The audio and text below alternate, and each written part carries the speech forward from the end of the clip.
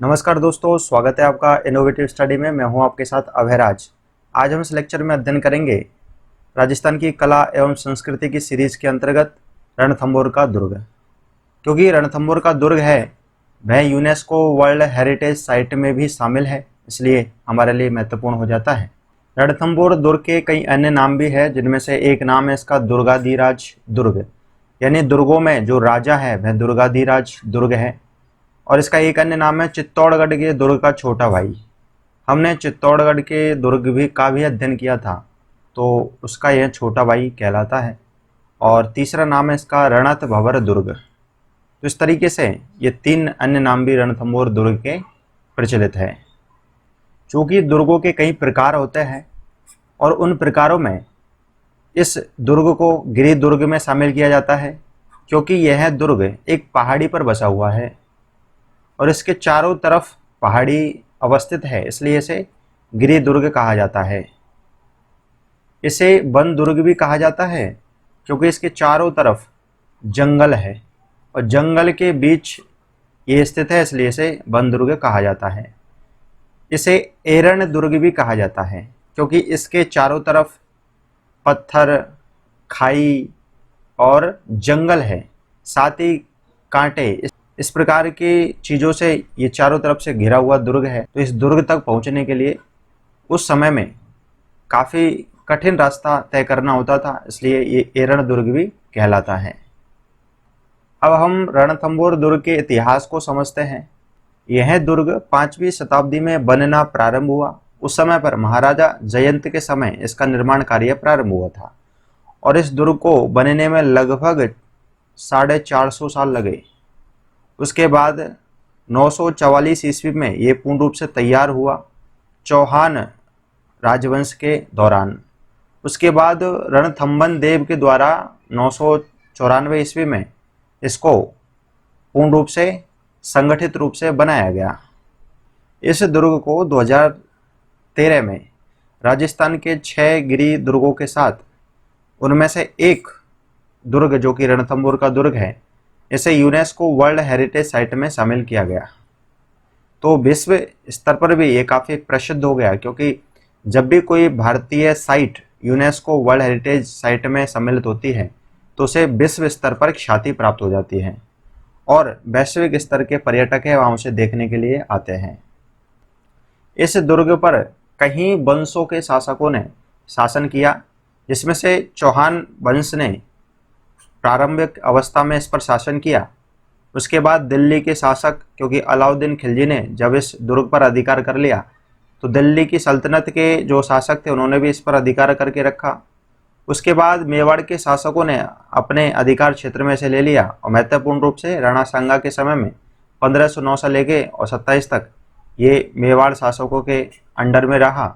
उसके बाद यह दुर्ग मुगल शासकों के अधिकार क्षेत्र में चला गया और उसके बाद अंततः है ये जयपुर शासक जो कि कछवाहा वंश से संबंधित है उनके अधिकार क्षेत्र में चला गया और आज़ादी के समय तक जयपुर शासकों के अधिकार क्षेत्र में यह दुर्ग रहा। लेकिन इस दुर्ग का सबसे शक्तिशाली शासक था वह था चौहान वंश से संबंधित हम्मीर देव चौहान, जिसने 1282 से लेकर 1301 तक रणथंभौर के दुर्ग पर शासन किया।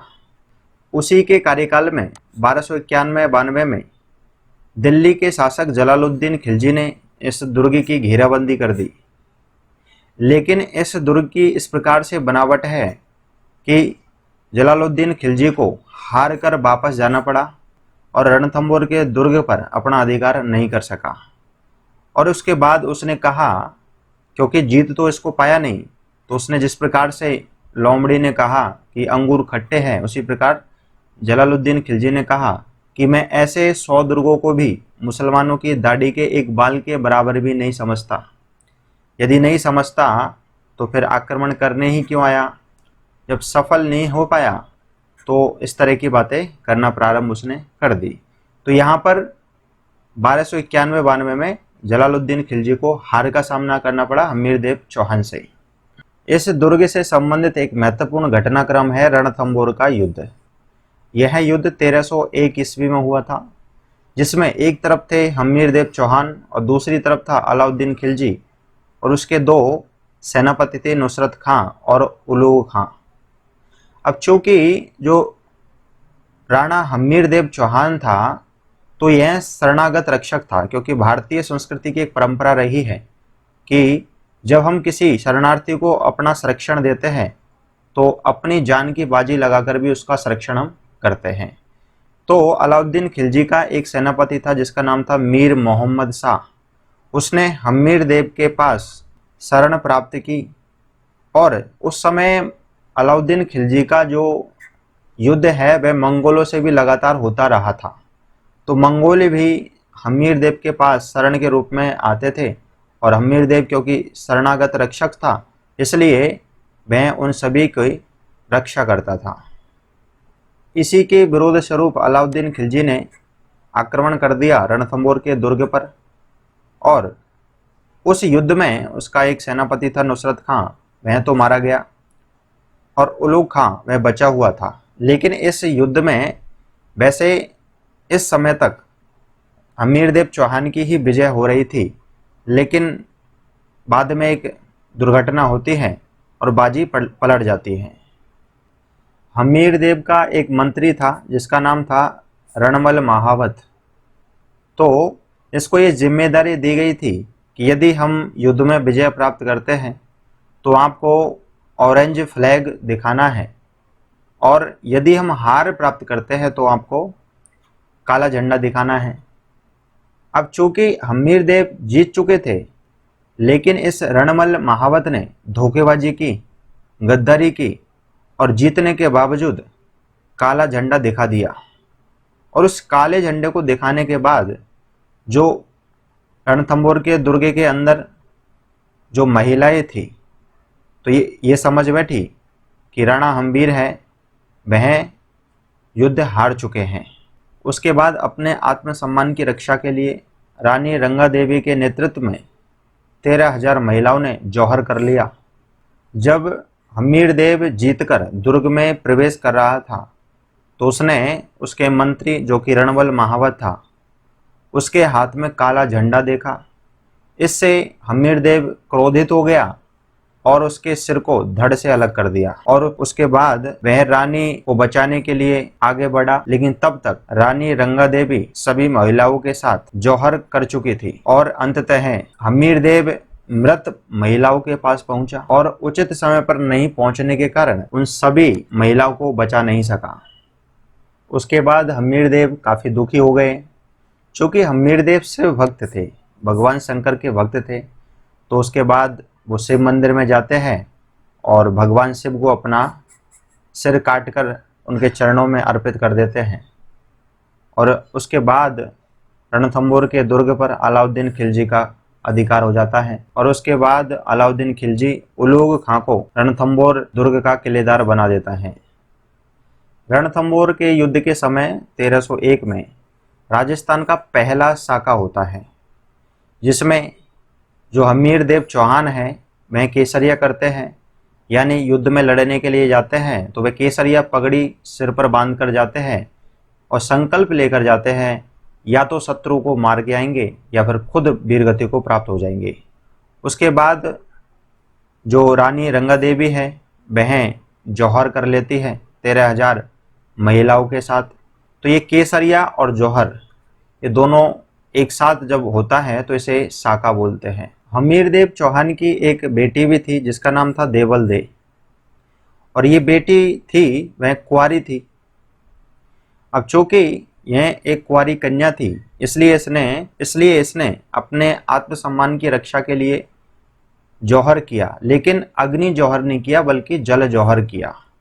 यानी एक पद्म तालाब था, उस पद्म तालाब में कूदकर इसने अपनी जान दे दी और इस प्रकार से राजस्थान का एकमात्र जल जौहर कहलाता है जो कि रणथंबोर में हुआ था। इस प्रकार यह हम्मीरदेव चौहान की वीर गाथा है। चित्तौड़गढ़ के दुर्ग का सामरिक महत्व भी काफी था, जिसमें यह दुर्ग एक ऊंचे शिखर पर था, पर्वत की चोटी पर बना हुआ था। जब इस दुर्ग को दूर से देखते थे तो यह दिखाई नहीं देता था और पास आने पर ही ये दिखाई देता था, तो सामरिक दृष्टि से काफी महत्वपूर्ण था।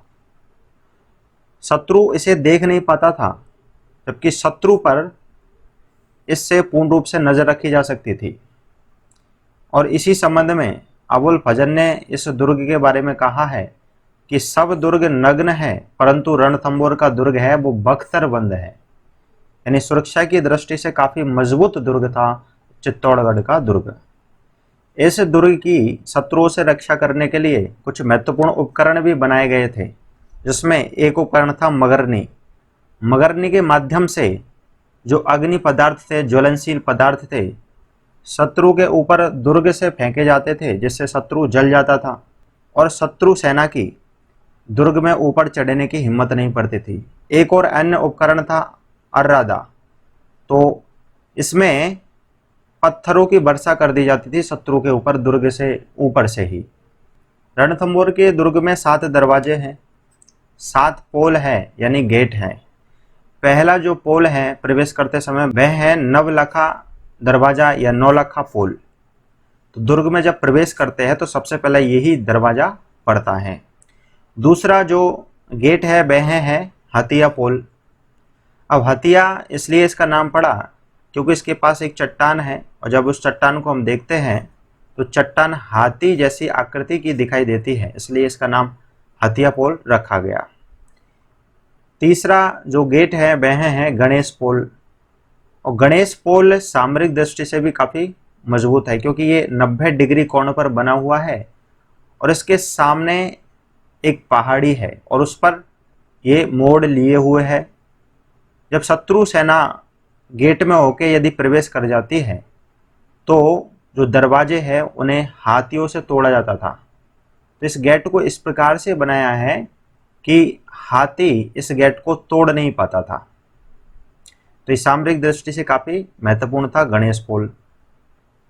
चौथे नंबर का जो गेट था वह था अंधेरी पोल। तो अंधेरी पोल भी सुरक्षा की दृष्टि से महत्वपूर्ण था क्योंकि यह पोल इस प्रकार से बना हुआ था कि शत्रु सेना यदि यहाँ तक पहुँच भी जाती है तो जब इसमें प्रवेश करती है तो शत्रु सेना भ्रमित हो जाती है, इल्यूजन पैदा हो जाता है, कंफ्यूज कर देता है शत्रु सेना को और शत्रु सेना है वह एक खाई में गिर जाती थी। तो इस प्रकार से इन गेटों को पार करते समय शत्रु सेना को काफी मशक्कत का सामना करना पड़ता था। तो सुरक्षा की दृष्टि से काफी महत्वपूर्ण ये गेट बनाए गए थे। उसके बाद 3 और गेट थे, सतपोल, सूरज पोल और दिल्ली पोल। ये तीनों गेट है वो बाहर की तरफ स्थित है। यदि ये रणथंभौर का दुर्ग है पूरा तो यहाँ पर तो हो जाते हैं 4 गेट और उसके बाद जो 3 गेट है वो इस प्रकार है। एक इधर है सूरज पोल, बीच में है सतपोल और इधर है दिल्ली पोल। तो ये भी सामरिक दृष्टि से काफी महत्वपूर्ण थे और एक तरीके से गुप्त द्वार थे, इसलिए इस दुर्ग को जीतना शत्रु सेना के लिए काफी कठिन हो जाता था। अब हम रणथंभौर दुर्ग की भौगोलिक अवस्थिति को समझते हैं। रणथंभौर दुर्ग है वह राजस्थान राज्य में सवाई माधोपुर जिले में पड़ता है और ये अरावली पर्वत श्रृंखला की श्रेणियों में बसा हुआ है। रण और थम्बन 2 पहाड़ियों के बीच में ये स्थित है और रणथंभौर इसका नाम इसलिए पड़ा कि रण जो कि इसके पास एक पहाड़ी है, थंब क्योंकि ये ऊंचाई पर स्थित है, भौर यानी नाला जो कि इसके पास अवस्थित है। इस प्रकार से रणथंभौर इसका नाम पड़ जाता है। अब हम सवाई माधोपुर की लोकेशन को मैप के माध्यम से समझते हैं। तो राजस्थान का ये नक्शा है जिसमें सवाई माधोपुर है वह इस क्षेत्र में पड़ता है। ये सवाई माधोपुर जिला है, ठीक है। अब सवाई माधोपुर के जो आसपास जिले हैं वह महत्वपूर्ण जिला है कोटा और इसके पास जो एक और महत्वपूर्ण जिला है जयपुर जो कि राजस्थान की राजधानी है। तो ये राजस्थान के पूर्वी क्षेत्र में पड़ता है। रणथंभौर दुर्ग के अंदर जो महत्वपूर्ण स्थल है, प्रमुख स्थल है, उनमें है हम्बीर महल, रानी महल, बादल महल, हम्बीर की बड़ी कचहरी, छोटी कचहरी, जोगी महल, सबरा भवरा जो कि एक अन्य भंडार है, जोग भौरा महल और दूला महल। इसमें एक महत्वपूर्ण स्थल है 32 खंभों की छतरी। तो 32 खंभों की छतरी है वो हम्मीर देव चौहान के पिताजी थे जैत्र सिंह। उन्होंने रणथंभौर पर 32 वर्षों तक शासन किया था और उनकी याद में 32 खंभों की छतरी का निर्माण किया गया था। तो 32 खंभों की छतरी भी एक महत्वपूर्ण पर्यटक स्थल है रणथंभौर दुर्ग के अंतर्गत। और इसमें झीलें भी है, जिसमें पदम झील, राजबाग झील, मलिक झील। तो इस प्रकार से झीलें भी काफी दर्शनीय स्थल के रूप में मौजूद हैं। रणथंभौर के दुर्ग में एक महत्वपूर्ण मंदिर है त्रिनेत्र गणेश जी का मंदिर। इस मंदिर में 3 नेत्रों वाले गणेश जी विराजमान हैं। इस मंदिर के संबंध में कहा जाता है कि जो इसकी मूर्ति है वह लगभग 6500 वर्ष पुरानी प्राकृतिक मूर्ति है और गणेश जी इस मंदिर में अपनी पत्नियों रिद्धि और सिद्धि के साथ और पुत्र शुभ और लाभ के साथ विराजमान है। और यहाँ पर एक मेला लगता है भाद्रपद सितंबर के महीने में गणेश चतुर्थी के समय, जो कि पूरे महीने लगातार ये मेला चलता है। त्रिनेत्र गणेश जी का मंदिर है वो रणथंभौर दुर्ग में काफी प्रसिद्ध है। साथ ही इसमें दिगंबर जैन मंदिर भी है, जिसमें सुमातीनाथ जो कि 5वें जैन तीर्थंकर थे और संभवनाथ इनकी मूर्ति मौजूद है। रणथंभौर के दुर्ग में पीर सदरुद्दीन की दरगाह भी स्थित है, तो ये एक धार्मिक दृष्टि से महत्वपूर्ण स्थल है। साथ ही एक सोपारी महल है जिसके अंतर्गत मंदिर, मस्जिद और गिरजाघर तीनों मौजूद है। तो इस प्रकार ये रणथंभौर का दुर्ग है वह धार्मिक सहिष्णुता का प्रतीक भी है, संदेश भी देता है। रणथंभौर दुर्ग के साथ ही रणथंभौर राष्ट्रीय उद्यान जो कि एक टाइगर रिजर्व भी है, जिसमें कई जोन बने हुए हैं और उसमें सफारी की जाती है पर्यटकों के द्वारा। तो यहाँ पर रणथंभौर राष्ट्रीय उद्यान भी काफ़ी प्रसिद्ध है और पर्यटन की दृष्टि से महत्वपूर्ण गंतव्य स्थल है। तो इस प्रकार रणथंभौर के दुर्ग में रणथंभौर दुर्ग की स्थापत्य कला और गणेश जी का मंदिर और रणथंभौर राष्ट्रीय उद्यान, ये 3 महत्वपूर्ण पर्यटक स्थल है जिनको देखने के लिए घरेलू और अंतर्राष्ट्रीय पर्यटक हमेशा आते रहते हैं। अब रणथंभौर दुर्ग से संबंधित कुछ इमेज हम देखेंगे। ये पहली इमेज है, ये रणथंभौर दुर्ग का प्रवेश द्वार एक तरीके से है, तो प्रवेश द्वार की इमेज यहाँ पर आप देख सकते हैं। ये 32 खंभों की छतरी है जो कि जैत्र सिंह ने 32 वर्षों तक शासन किया था, तो उसी के उपलक्ष्य में 32 खंभों की छतरी का निर्माण किया गया। तो यहाँ पर इस प्रकार से छतरी बनी हुई है। 32 खंभों की छतरी का अंदर से इस प्रकार का व्यू दिखाई देता है। ये दिगंबर जैन मंदिर है जिसमें जैन धर्म से संबंधित आस्थाएं जुड़ी हुई है। ये रणथंभौर दुर्ग के प्रांगण का एक दृश्य है जहां पर सनसेट भी हो रहा है। ये काफी हरियाली से भरा हुआ दृश्य है, रणथंभौर दुर्ग से संबंधित ही ये दृश्य है। ये रणथंभौर दुर्ग में मौजूद रॉक आर्ट है और इस पर जो रेखा चित्रण किया गया है वह है जो धोखेबाज मंत्री था रणमल महावत। तो यहाँ पर हमीरदेव चौहान ने उसका सर काट के यहीं पे स्थापित कर दिया था। उसको बाद में प्रतीकात्मक तरीके से यहाँ पर पत्थर के रूप में बना दिया गया और जब यहाँ पर पर्यटक लोग जाते हैं, जब इस कहानी को समझते हैं, देखते हैं, तो इसकी धोखेबाजी जो उसने की थी उसी का बदला लेने के लिए पर्यटक है वो इस पर जूते चप्पल मारते हैं। तो ये एक प्रतीकात्मक व्यवस्था है। ये रणथंभौर के अंतर्गत स्थित झीलें हैं जिसमें पदम झील, राजबाग झील और मलिक झील मौजूद है। तो ये भी काफ़ी मनोरम दृश्य है। ये एक अलग प्रकार का रणथंभौर दुर्ग का दृश्य है। चूँकि रणथंभौर दुर्ग है उसकी नींव नहीं बनाई गई है बल्कि एक पहाड़ी पर स्थित है और पहाड़ी को काट कर इसका निर्माण किया गया है। इसलिए यहाँ पर ये स्पष्ट दिखाई दे रहा है कि इसकी जो दीवारें हैं उस पर नींव स्थित नहीं है बल्कि ये एक पहाड़ी पर ही बनाया गया दुर्ग है। जब पर्यटक रणथंभौर दुर्ग में प्रवेश करते हैं तो कुछ इस प्रकार का दृश्य दिखाई देता है। रणथंभौर दुर्ग का ये भी एक मनोरम और भव्य दृश्य हमें दिखाई दे रहा है। एक तालाब बना हुआ है, साथ ही एक महल भी बना हुआ है। ये रणथंभौर अभ्यारण्य से संबंधित एक दृश्य है जहां पर कटीली झाड़ियां और वृक्ष मौजूद है। ये हम्बीर महल है और साथ ही उसके पास एक गार्डन भी बनाया हुआ है। तो ये हमें काफ़ी अच्छा दृश्य दिखाई दे रहा है। ये त्रिनेत्र गणेश जी का मंदिर है जिसमें जो भक्तगण हैं वो कतार में लगे हुए हैं अब हम रणथंभौर राष्ट्रीय उद्यान से संबंधित कुछ वाइल्ड एनिमल्स के दृश्य को देखेंगे, जिसमें एक दृश्य ये है।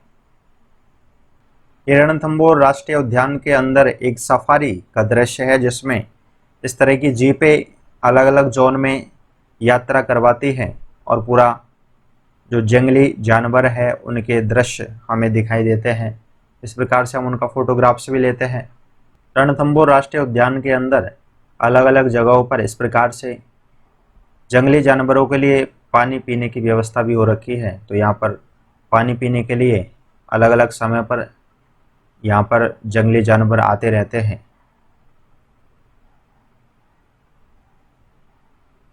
रणथंभौर राष्ट्रीय उद्यान का दृश्य कुछ इस प्रकार भी दिखाई देता है।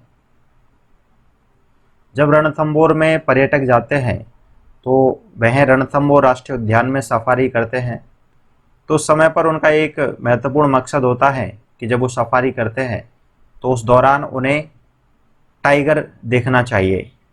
तो ये क्योंकि रणथंभौर राष्ट्रीय उद्यान में काफ़ी टाइगर है, तो जब सफारी की जाती है तो वहाँ पर पर्यटकों को उनके समक्ष टाइगर दिखाई देते हैं। एक टाइगर है और साथ में यह पानी पीने के लिए आता है। तो कुछ इस प्रकार के भी दृश्य दिखाई देते हैं। हिरण, चिंकारा आदि के भी दृश्य हमें दिखाई देते हैं इस प्रकार से। और ये एक अंतिम दृश्य है जो कि टाइगर का है और ये रणथंभौर राष्ट्रीय उद्यान में मौजूद है। तो इस प्रकार आज आपने इस लेक्चर के माध्यम से रणथंभौर दुर्ग के संबंध में सारी जानकारी ली और मुझे आशा है कि आपको ये लेक्चर काफ़ी पसंद आया होगा और रणथंभौर जाने के लिए उत्सुकता बढ़ गई होगी। और रणथंभौर जाकर आप रणथंभौर के दुर्ग की स्थापत्य कला को, त्रिनेत्र गणेश जी का दर्शन कर सकेंगे और साथ ही रणथंभौर राष्ट्रीय उद्यान का भ्रमण भी कर सकेंगे और उसमें कई प्रकार के जंगली जानवरों को भी देख सकेंगे। तो इस प्रकार से राजस्थान का एक महत्वपूर्ण क्षेत्र है जिसका आपने सैद्धांतिक रूप से अध्ययन किया। यदि आपको ये वीडियो पसंद आया है तो आप इसे लाइक एंड शेयर करें और चैनल को सब्सक्राइब करें। धन्यवाद।